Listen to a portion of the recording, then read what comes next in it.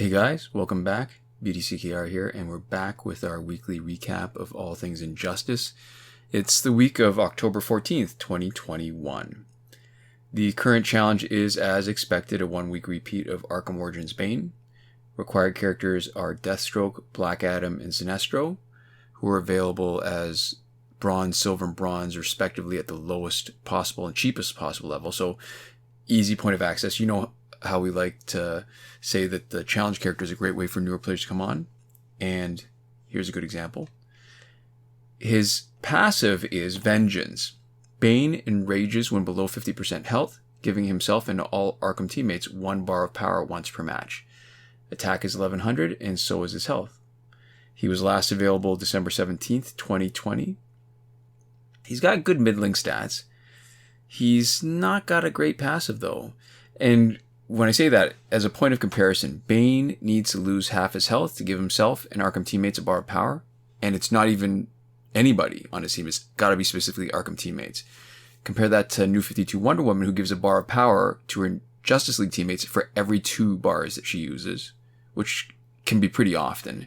Batgirl gives everyone a bar of power to start. And so, I mean, it'd be even more interesting. I mean, I know they haven't done like this, but for all the other mechanics they have where somebody can heal, it'd be kind of cool if every time he drops from above to below, it gave everybody a bar of power, but it doesn't work like that. And even then, it wouldn't be super powered. It would just be way more interesting. It'd be more useful. And I think the biggest problem, and I've said it a bunch of times before, there's just too many good Arkham characters to put on a team that I don't really have a great use for them. So, I mean, you think about it. Arkham Knight Batgirl is probably the best of any teammates, comes and saves her teammates from getting knocked out. Arkham Knight Catwoman, damage over time that doesn't rinse.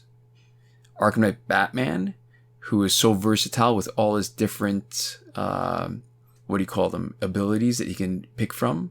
Arkham Origins Batman, even though he was an original character who you could buy in the store, his speed is so good, and passive starting with 2 bars of power is still better than this. And that's 4. I mean, if you go through that, I really can't see anything to recommend this Arkham character over pretty much any other Arkham character. The good news is, this is the 30th week in a row that the challenge characters have been following a pattern that originally showed up May 2020. If the pattern holds, it should be Batman Ninja Batman next, and then Rebirth Raven after that. This week's multiplayer reward is Rebirth Wally West, also known as Wally West the Flash. His passive is Speed Force Merge, and it's the chance to dodge any special attack and then counter attack for large damage. If teamed up with Rebirth characters or Flash characters, the chance goes up. Rebirth characters also receive a power generation boost. His attack is 1350 and his health is 1300. He was last available March of this year, March 11th, 2021.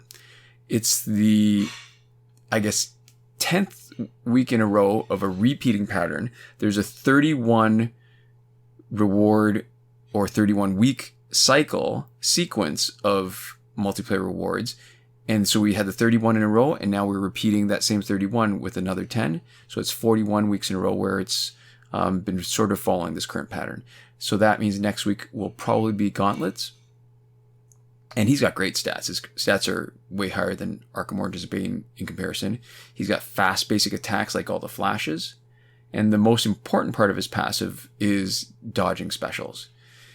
What makes him cool and better than some other dodgers like Dawn of Justice Batman is that he can still dodge even when stunned. So a good counter for Dawn of Justice Batman, if you want to lay down a beat on him and hit him with a special while he's stunned, just stun him on tagging. No problem. Wally West Flash, you can't do that. That makes this particular card a really great potential counter against cards that stun on tagging, especially if they're geared to increase damage against a stun, because you've got some protection against specials. Basics, if somebody's going to do a combination against you while you're stunned, it's very unlikely to knock you out in one combo. And because when he dodges, especially, comes back and actually hits you, unless you block, it actually can interrupt and give you a chance to hit back against somebody who's trying to stun you on tagging. But it's still not a great counter if the opponent's got Tantu Totem, because your opponent gets their power back because it doesn't do any damage when they do their special. So, you know, I guess the point really being is that the Tantu Tome is really probably the most unbalancing gear. And as much as Wally West is a counter for it, it's still not a perfect counter. So with the full Rebirth or Flash team to increase the chance of the dodge, it triggers maybe about half the time. And in general, I like to use all the Flash skins as a basic damage dealer. And I think Wally West really isn't different, since his special 2 damage is reduced because it drains power. And his passive makes him a little bit tanky, right? So he's more, I guess, resistant to special attacks, but he's not that great a tank.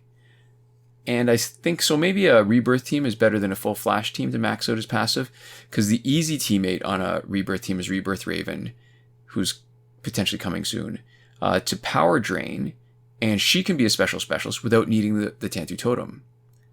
Which means on a Rebirth team, you get to have 2 special specialists, which against most opponents means faster fights.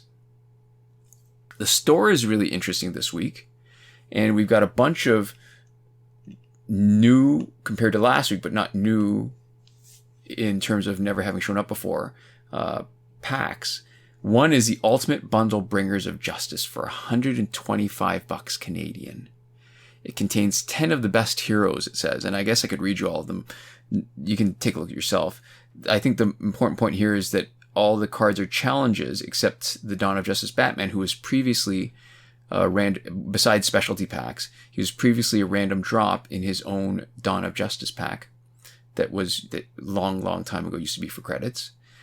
This pack, though, was the pricing has been a really bit of funny business, because it was last available for $95, not $125, $95 in around Christmas of 2020, and before that it was $99 around Christmas of 2019, but in November of 2019 it was $66, so it's almost doubled in price since it was first introduced.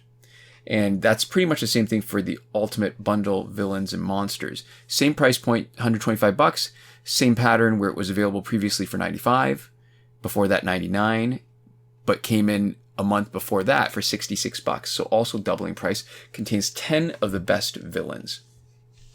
So it's a nice mix of challenge characters and some multiplayer exclusives, and I think it's Flashpoint Deathstroke, Blackest Night Doomsday, and Suicide Squad The Joker Unhinged that were the multiplayer exclusives. And I guess when you look at the price, $125, and when you look at what it used to cost, it's definitely not worth it.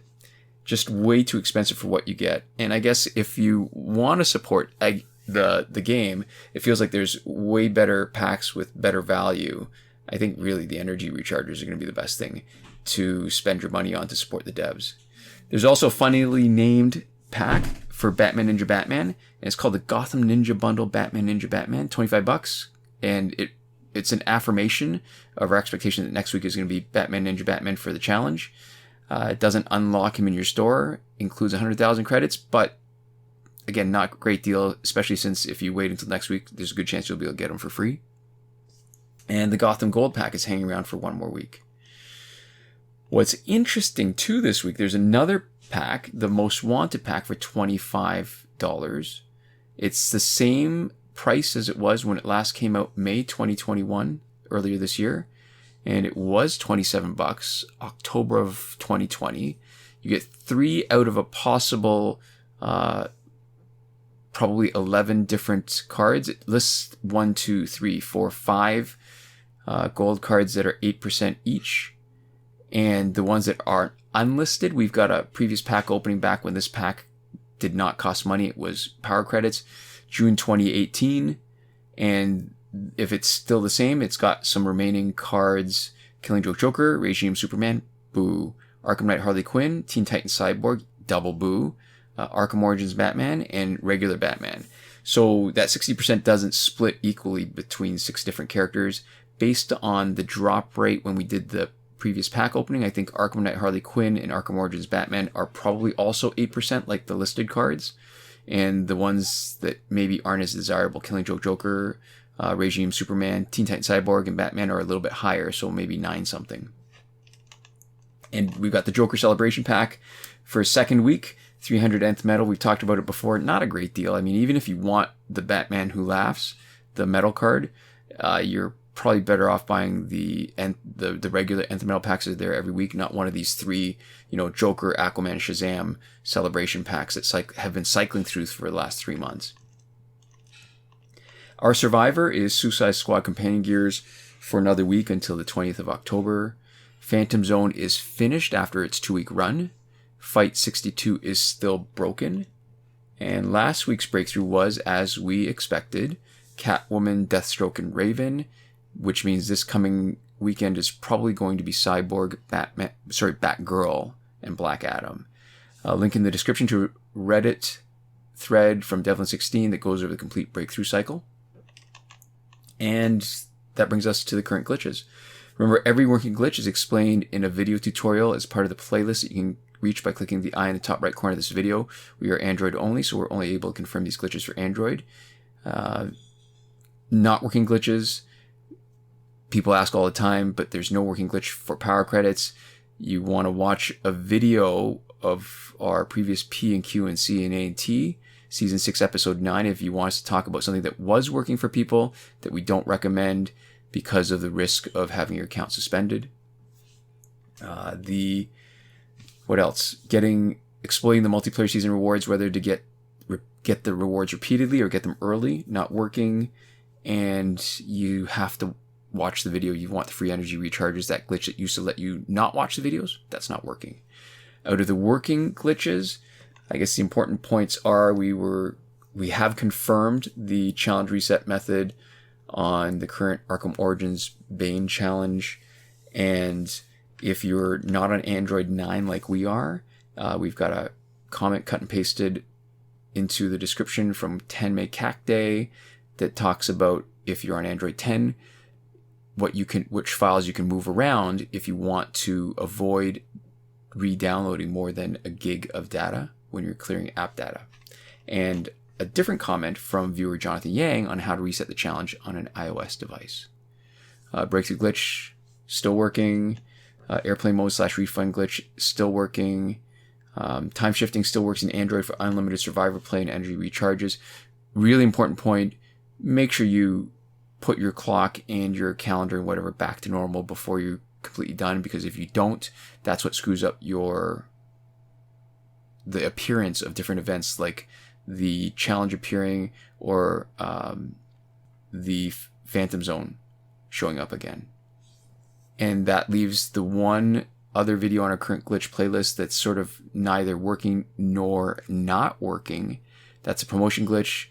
Conditions haven't been right for a long time, probably a few years, but it hasn't failed us once when the conditions are actually around. So when that happens for the first time, we'll remove it from the list.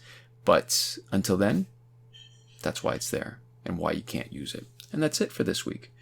So this is where we like to thank our patrons on Patreon for supporting us. That would be Victor Gomez, Consul Peasant, and Edwoon at the top tier last word, Sinemac and Mohammed Albshaiti at the Your Message Here tier, Shawn Farrell, Daniel Simonson, Aaron Maule, Michael DeVries, Brandon C., Irvin Ruiz, and Eddydoo at the credited level, and Chris Wolff, Scarlet, Dani, Awesomegamer 241, Pavu RS, Gavin, Mallott, and Isfar E at the gratitude level. And thank you so much for watching. We'll see you next time. Komoda.